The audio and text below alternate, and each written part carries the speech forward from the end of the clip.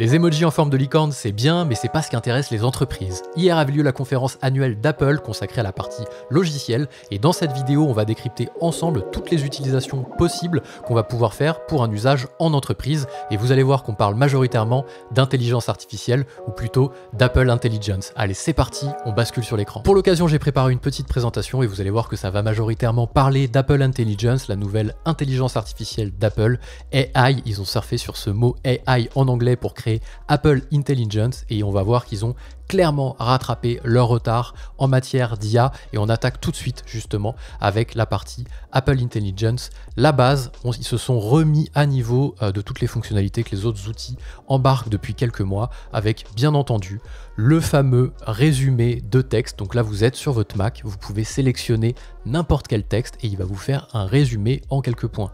Là, on voit qu'on est sur l'application Email, mais ça fonctionne aussi avec l'application Notes.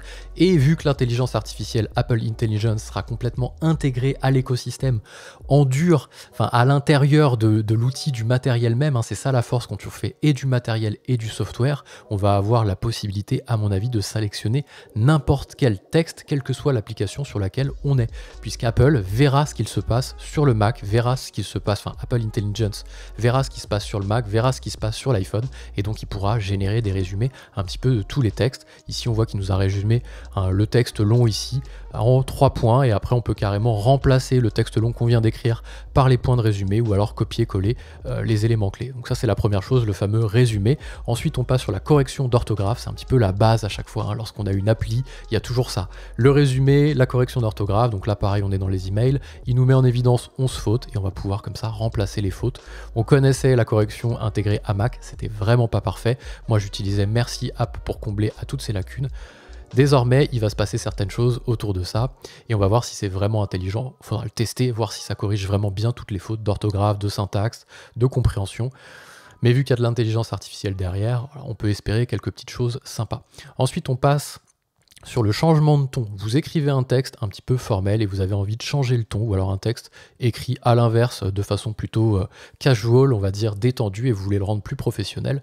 Vous sélectionnez votre texte et vous allez pouvoir changer le ton utilisé dans le texte que vous avez sélectionné. On est toujours dans les emails, ici vous avez écrit un beau texte, un bel email, et vous voulez le rendre soit plus concis, soit plus professionnel, soit plus friendly, donc plus casual. Je remplace un anglais par un autre, un terme anglais par un autre terme anglais, donc plus détendu on va dire. Donc là vous avez la possibilité d'avoir ces 3 tons là et de réécrire complètement la modification. Donc là on voit qu'il y a l'Apple Intelligence qui s'est greffé directement à l'application Mail. Donc ça c'est vraiment la base un petit peu de ce qu'on attend de l'intelligence artificielle en 2024. Donc Apple a clairement rattrapé son retard, puisque ce ne sera pas que disponible, ici j'ai pris des screenshots de la version macOS, ce sera disponible sur la version iOS, iPad.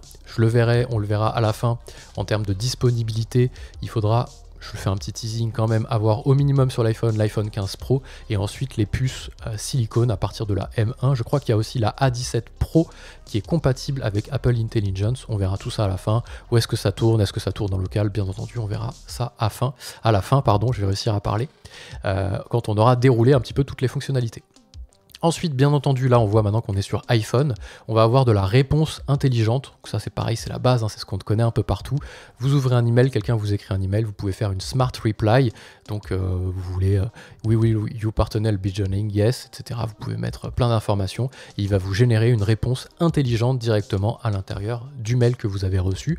Petit teasing, je vais disséminer comme ça un petit peu les disclaimers, en fait, les éléments importants. C'est pas du tout disponible maintenant, ce sera disponible en automne, et ce sera disponible en automne en bêta et uniquement en anglais. Oui, c'est une douche froide, on l'aura pas tout de suite en France, il parle de courant de l'année prochaine, donc on l'aura vraiment pas tout de suite, sauf si vous passez votre iPhone en anglais et votre Siri en anglais, et là vous pourrez accéder à la bêta Apple Intelligence sur vos différents supports Apple. Donc voilà. C'est pas encore prêt, ils ont fait une annonce un peu précipitée, on a l'impression, puisque d'ailleurs la bêta qui est sortie pour les développeurs, et eux les développeurs y ont accès dès aujourd'hui, elle est complètement buggée, on voit qu'il y a vraiment des bugs partout, donc c'est un peu la première fois qu'Apple sort, enfin, peut-être pas la première fois, mais ça a été un peu sorti à la hâte pour pouvoir rattraper leur retard et pas laisser l'été passer et les gens un peu passer à autre chose en termes d'intelligence artificielle avec Copilot+, PC, etc. Ça aurait pu faire basculer les gens vers une autre gamme de logiciels, donc Apple a essayé de rattraper son retard avant l'été. Voilà, pour éviter qu'il y ait une migration qui se fasse en été quand les gens ont du temps de cerveau disponible pour faire ce genre de choses. Ensuite, Bien entendu, on l'attendait, il y avait eu des fuites qui avaient fuité. C'est la disponibilité d'OpenAI, de ChatGPT directement intégré à Siri. Le partenariat est officiel, il a été annoncé par Siri, par Apple sur sa newsroom et par OpenAI sur son blog. Il y avait même Sam Altman, le CEO, qui était présent à la conférence d'Apple. Mais on l'attendait, ce partenariat, un peu plus fort que ça. Il faut bien comprendre que Apple Intelligence qu'on vient de présenter dans les slides précédents, ce n'est pas OpenAI intégré au matériel. C'est l'intelligence artificielle d'Apple. Et il y a une fonctionnalité à l'intérieur de Siri qui va, lorsque vous allez interagir avec Siri, vous proposer de faire appel à ChatGPT si le contexte en vaut la peine. Donc, il va vous poser la question, vous pourrez refuser de ne pas faire appel, vous pourrez refuser de faire appel à ChatGPT, et ce sera forcément uniquement sur demande. Et ensuite, lorsque vous aurez accepté, il aura accès au contexte sur lequel vous êtes à l'écran. A priori, OpenAI n'aura pas accès à tout l'ordinateur, comme peut avoir Apple Intelligence par exemple. Donc ce sera vraiment que le contexte sur lequel on est. Vous êtes sur un texte, vous faites appel à Siri, il vous détecte que ça pourrait être intéressant d'utiliser ChatGPT, et là, sur ce contexte précis, vous utilisez OpenAI. C'est tout. Il n'y a rien de plus. On a vu un tweet d'Elon Musk qui dit « Si OpenAI est intégré en dur dans les supports, dans le matériel Apple, j'interdis l'utilisation d'Apple dans mon entreprise. » Bon, il semblerait qu'il fasse fausse route, parce qu'il n'y a uniquement qu'une partie qui est concernée par l'intégration de ChatGPT à l'intérieur du matériel et du software de Mac. Donc on a bien OpenAI qui est intégré, donc ça évitera de naviguer entre les différents écrans. Si vous avez besoin de ChatGPT, ça vous évitera d'ouvrir ChatGPT, même s'ils ont annoncé leur application. Je vous laisse aller voir, j'avais fait une vidéo là-dessus juste ici, et qui met en évidence l'application de ChatGPT, mais on n'est pas là pour ça, sur macOS, mais on n'est pas là pour ça. Donc OpenAI est bien intégré directement à macOS, et à iPhone il faudra vérifier, mais vu que c'est intégré à Siri, il n'y a pas de raison. D'ailleurs Siri a bien été boosté au passage. Bien entendu, quand on parle d'intelligence artificielle en 2024, on a de la génération d'images. Alors, on arrête tout de suite, on va passer rapidement sur ce slide. On ne pourra pas faire du Midjourney, on ne pourra pas faire du DALL-E 2. C'est vraiment de la génération d'images à la sauce Apple, avec uniquement, vous voyez, les prompts prédéfinis, Party, Fantasy, Firework, etc., qui sont prédéfinis, avec un style prédéfini, ça va générer des choses plutôt pour une utilisation personnelle, a priori, donc à valider lorsque ce sera sorti ou lorsqu'on verra les premières vidéos fleurir des développeurs qui vont nous montrer tout ça, mais ça va être compliqué de l'utiliser pour du marketing par exemple, ou du design pour pouvoir faire des vignettes sur les réseaux sociaux ou autres, a priori, à tester. Donc c'est de la génération d'images à la sauce Apple. Ensuite, Apple Intelligence, on peut aller plus loin. Là, on s'est mis à niveau de ce qui existait déjà. C'est un peu la base de chaque outil en 2024 doit posséder son résumé, sa correction, sa réponse intelligente à des mails, etc. Maintenant, on va un peu plus loin avec Apple Intelligence. On va pouvoir donner accès à Siri, donc à un assistant qui va avoir accès à tout ce qu'il se passe sur l'ordi.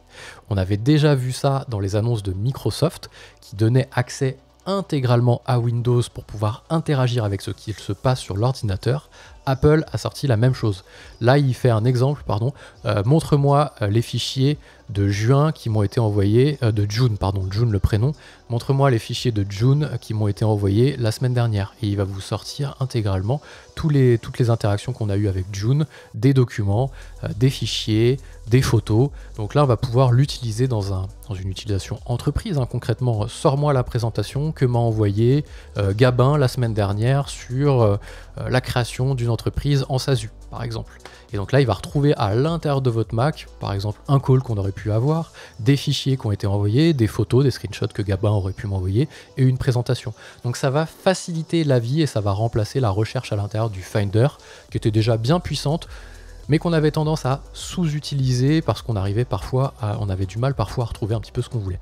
Désormais, vous avez une intelligence artificielle qui a accès à votre ordi, comme un petit assistant que vous avez toujours présent et qui va pouvoir vous répondre sur du contexte que vous allez pouvoir lui poser directement dans la petite assistant qu'on a en haut à gauche, qui est Siri, Siri boosté à l'IA, ni plus ni moins. Siri a vraiment pris de l'épaisseur avec cette annonce et cette WWDC 2024, c'est dur à dire, qui a eu lieu hier. Ensuite, qu'est-ce qu'on a? Ça, c'est hyper intéressant. Et vous allez voir, il y a un truc de fou juste après. C'est qu'on va pouvoir résumer une note vocale. Donc, Apple Intelligence n'a pas uniquement accès au texte ni à l'image. il a aussi accès à la partie audio. Là, on est sur une note vocale un peu longue de 40 secondes ou 40 minutes et il va pouvoir vous faire un résumé à gauche. Et ils ont fait une présentation hier dans la conférence qui a été un petit peu subtile et ils sont passés rapidement dessus. C'est qu'on va aussi avoir la possibilité de résumer des appels.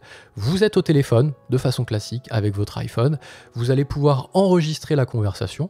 Les utilisateurs en face qui sont au téléphone avec vous seront notifiés. À partir de là, puisqu'il faut leur accord bien entendu, à partir de là, Apple Intelligence a accès à l'appel et peut vous faire un résumé à l'issue de l'appel.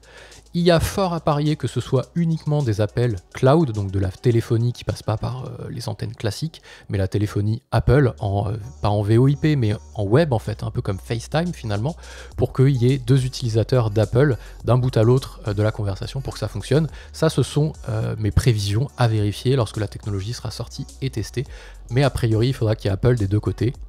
Encore une fois, à vérifier, ça peut être très intéressant dans un contexte où vous avez par exemple des commerciaux qui passent des calls toute la journée avec leur smartphone et en raccrochant, ça va leur générer un résumé, copier, coller dans le CRM, terminé, on n'en parle plus. Ça, c'est ce qui se fait aussi déjà avec des outils comme TLDV, avec des outils comme Clap pour les visios. Ce sera désormais disponible directement sur l'écosystème d'Apple et ça, c'est quand même plutôt cool. On continue cette fois-ci avec une grosse annonce. Alors, il y aura une utilisation en entreprise, mais c'est une utilisation plutôt générale. C'est ce qu'ils appellent le mirroring avec l'iPhone directement disponible sur le Mac. Oui, vous avez bien lu, c'est assez excitant. Vous avez une petite icône à mon avis qui sera cachée dans la barre en haut pour pouvoir accéder directement en cliquant à votre téléphone et là, boum, vous avez votre téléphone qui apparaît et vous pouvez non seulement afficher ce qu'il se passe sur le téléphone, même s'il est verrouillé dans votre poche ou dans une autre pièce, vous êtes dans votre bureau, le téléphone est dans le salon si vous êtes en remote, vous n'avez pas besoin d'aller chercher votre téléphone, vous l'ouvrez, il reste verrouillé là-bas, vous n'avez pas besoin de le déverrouiller et vous avez votre téléphone qui s'affiche.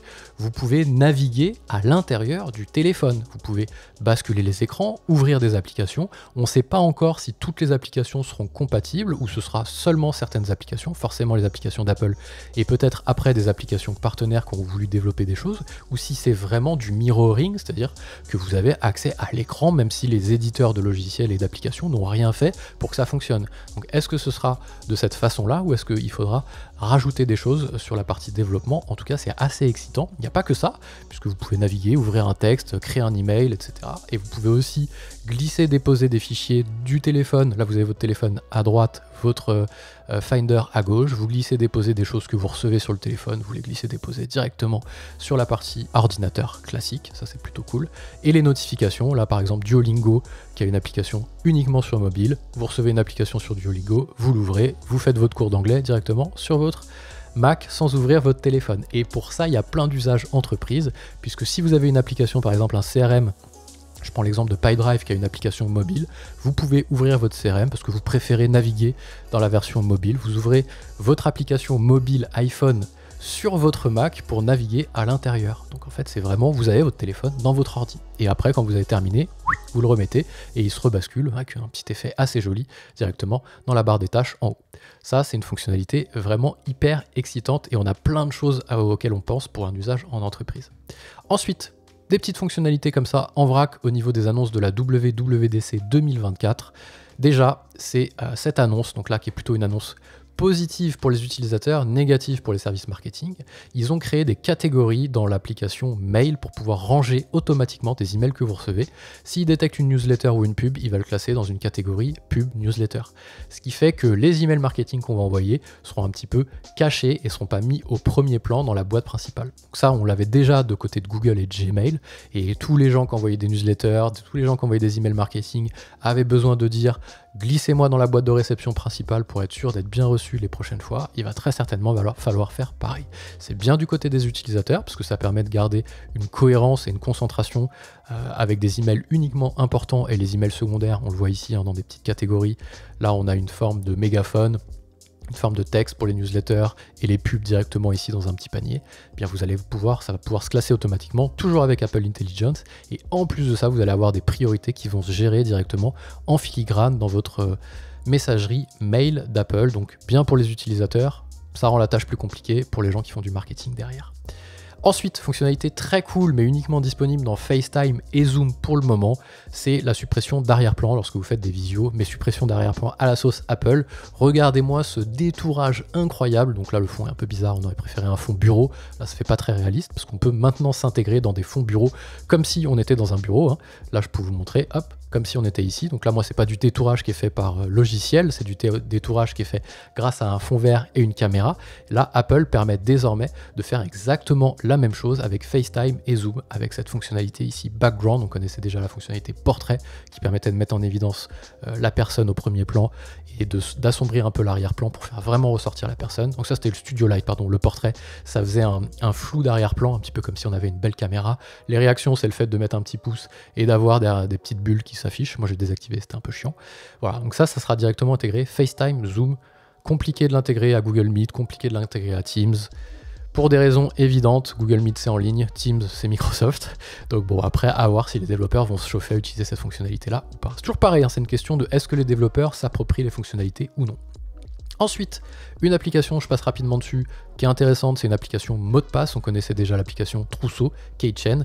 Cette fois-ci, on va avoir une vraie application. Vous allez avoir tous vos mots de passe, tous vos clés de sécurité, vos codes, vos mots de passe Wi-Fi, des alertes de sécurité si votre mot de passe a été leaké, a été dévoilé, si vous utilisez trop votre mot de passe, vos groupes de mots de passe. Ça existait déjà, hein, tout ça dans Trousseau. Ils ont juste fait une belle application qui est plus simple à vérifier. On pouvait faire de la vérification double authentification. Les gens avaient tendance à utiliser l'application Password de Google pour pouvoir générer des clés. Non, vous pouviez le faire si vous aviez Mac directement avec Trousseau. C'est déjà disponible maintenant sans attendre l'automne et macOS Sequoia. Vous pouvez le faire maintenant dans Trousseau. Je l'utilise, c'est parfait. J'ai dégagé OnePassword, j'ai dégagé Bitwarden et c'est directement intégré, chiffré et multi-device si vous êtes dans l'écosystème d'Apple. Donc ça c'est quand même plutôt pratique au quotidien en tant qu'utilisateur. Voilà, ça peut être assez intéressant.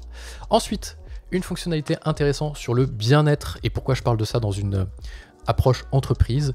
Parce que les dirigeants, les managers, les cadres, les employés sont de plus en plus stressés au bureau, et là vous allez avoir directement une petite application qui s'appelle Signes Vitaux qui va monitorer un petit peu vos principaux éléments, le sommeil, le stress, le rythme cardiaque, pour vous alerter quand vous avez des anomalies sur au moins 2 des indicateurs. Si vous avez mal dormi et que par exemple votre cœur bat vite, il va vous faire une alerte. Il serait peut-être temps de te reposer pour éviter le surmenage et potentiellement les burn-out. Voilà. Donc c'est une application intéressante. Vous vous posez la question de pourquoi elle est présente sur une presse pour les entreprises. Voilà pourquoi, parce qu'il y a de plus en plus de stress au travail et c'est contre-productif de tirer systématiquement sur la corde parce qu'au bout d'un moment elle lâche et pour la reconstruire ça met du temps. Mieux vaut laisser du lest au quotidien, donc réduire un petit peu parfois la voilure pour tenir dans la durée. Et ça, cette application va potentiellement pouvoir le mettre pareil à la sauce Apple de façon simple parce qu'on a des montres Garmin qui mettent en évidence, mais c'est très compliqué pour le grand public de savoir ce qu'il faut ajuster. Vous avez des alertes de fréquence minimum, on a du mal, même moi qui suis un peu un geek des data, j'ai parfois du mal à m'y retrouver. Là ça va être simple, t'es fatigué, arrête. Voilà ce que ça va dire, et ça va être plutôt pratique de le déchiffrer de cette façon-là. Ensuite, on a vu une fonctionnalité hyper intéressante pour faire des calls, des visios quand il y a du monde autour, c'est la suppression, la voice isolation, donc l'isolation de la voix avec les AirPods Pro. Lorsque vous faites un call qui a du monde autour, vous êtes dans un open space, dans un coworking ou dans la rue, et des gens parlent autour de vous, c'était désagréable, surtout avec les AirPods parce que le micro n'était pas près de la bouche, donc c'était compliqué de pouvoir isoler le bruit autour. Désormais, vous avez une fonctionnalité logicielle, donc software intégré au AirPods, donc il y aura une mise à jour à l'automne qui vous permettra de faire des calls pour que les gens vous entendent bien, même quand il y a du monde autour, et ça c'est quand même une super fonctionnalité. Ensuite, on voit que petite fonctionnalité, les rappels seront directement intégrés au calendrier, donc vous aurez vos rappels directement dans le calendrier avec des alertes que vous aurez directement et la possibilité de cocher les rappels comme étant terminés directement dans l'application calendrier. Ça ne veut pas dire que les deux applications fusionnent, il y aura toujours l'application rappel et l'application calendrier, mais vous aurez une vue sur vos rappels dans l'application calendrier d'Apple, comme le proposait déjà Google Agenda, avec les rappels et les tâches directement intégrées à l'agenda. Petite mise à niveau de la suite bureautique appréciable. Ensuite, Apple Vision Pro sera disponible en France en juillet, le 12 juillet, si ma mémoire est bonne, en tout cas début juillet, la première quinzaine de juillet, et avec une mise à jour de Vision OS 2.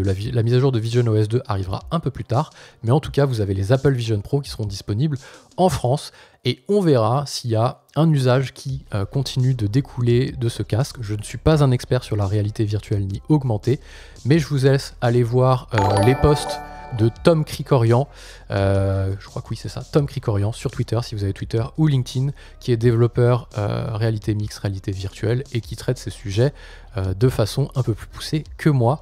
Donc voilà, en tout cas tout ça pour vous dire que c'est disponible le casque en juillet en France. Alors tout ça c'est bien beau, mais quand est-ce que ce sera disponible concrètement? Alors c'est disponible dès aujourd'hui pour les développeurs, il faut être inscrit au programme développeur, c'est en bêta apparemment bien buggé. Il y aura une deuxième bêta qui sera disponible dans quelques mois, puis ce sera disponible en bêta public, donc là pour tout le monde. Dès lors que vous avez Siri en anglais et votre matériel Apple en anglais, donc votre ordinateur en anglais ou votre iPhone en anglais, vous pourrez ouvrir la bêta dès l'automne 2024, donc a priori vers septembre-octobre, pour pouvoir avoir accès à ces fonctionnalités-là, en tout cas les fonctionnalités d'Apple Intelligence. Le reste sera disponible en automne lors de la mise à jour de macOS Sequoia et de tous les OS en version 18, mais pour la partie qui nous intéresse, intelligence artificielle, bêta en anglais septembre-octobre, puis courant de l'année prochaine dans les autres langues, a priori. On sent qu'Apple a vraiment sorti ça un peu à la hâte. Il fallait sortir les fonctionnalités d'IA, ils l'ont fait. C'est pas du tout disponible pour tout le monde. Et il faudra aussi, pour toujours Apple Intelligence, avoir du matériel récent, donc iPhone 15 Pro, et pas l'iPhone 15 tout court, l'iPhone 15 Pro pour faire tourner sur mobile, et les puces Apple Silicon pour faire tourner sur le reste. Donc les puces Apple Silicon, c'est quoi? C'est les puces faites par Apple à partir des M1. Pourquoi? Parce que l'intelligence artificielle d'Apple, Apple Intelligence, va tourner en grande partie, en tout cas en partie, en local. Quelle est la différence entre le local et le online? Quand vous utilisez ChatGPT, vous tapez un prompt, il est envoyé au serveur de ChatGPT qui regarde, qui analyse et qui vous répond ensuite. Donc c'est ce qu'on appelle de l'intelligence artificielle en ligne. Apple a décidé de faire tourner son modèle en local. Donc le modèle tournera sur les téléphones, sur les Mac. Donc quand vous poserez une question, les questions n'iront pas sur les serveurs d'Apple, resteront en local. De temps en temps, les questions pourront aller sur les serveurs d'Apple, Private Cloud Computing, ils ont appelé ça, si les questions sont un peu plus poussées et nécessitent une force de calcul plus puissante que ce que ne saurait gérer votre iPhone ou votre Mac. Donc les questions seront envoyées ponctuellement, de façon chiffrée, pour qu'il y ait un traitement qui soit fait et une réponse qui soit renvoyée derrière. Voilà pourquoi ce ne sera pas disponible sur tous les devices, parce que ça nécessite une grosse puissance de calcul qui ne seront disponibles que dans du matériel récent et un peu plus poussé. J'espère que ce petit débrief vous a plu, n'hésitez pas à le partager autour de vous s'il y a des gens qui sont intéressés par l'écosystème d'Apple ou qui hésitent à passer dessus. J'ai fait un article détaillé complet sur le mémo, le lien est en description, c'est une newsletter que j'envoie toutes les semaines le vendredi, plus des articles au quotidien. N'hésitez pas à vous abonner et n'hésitez pas aussi à vous abonner à la chaîne, je partage le meilleur de la tech à destination des entreprises. À bientôt.